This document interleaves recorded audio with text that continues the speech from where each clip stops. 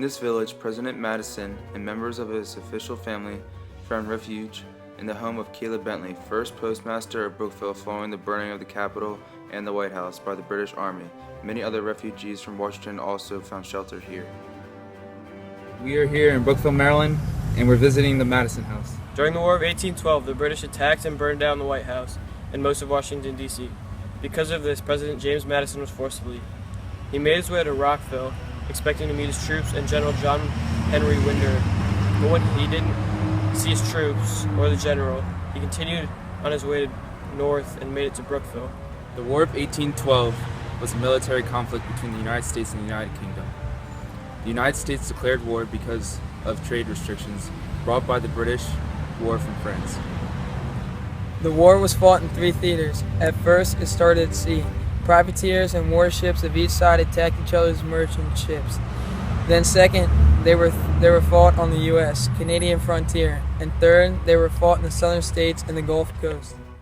The Bentley House, which is now known as the Madison House, was intended to be a private residence.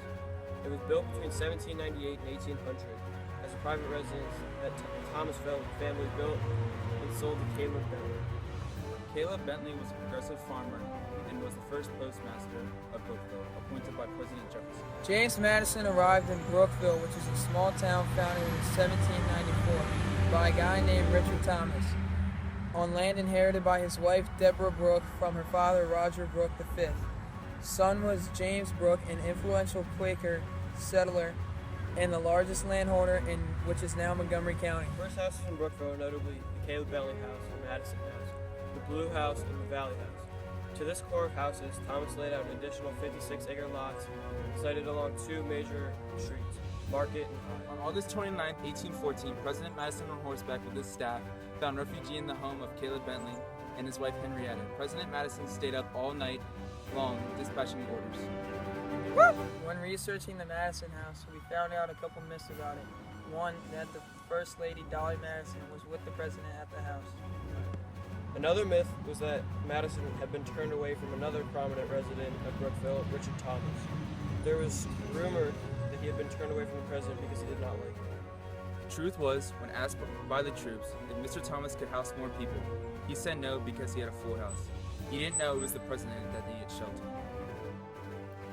President Madison conducted the government's business from this affluent Quaker-style house for only one day on August 26, 1814, making Brookville the capital for one day.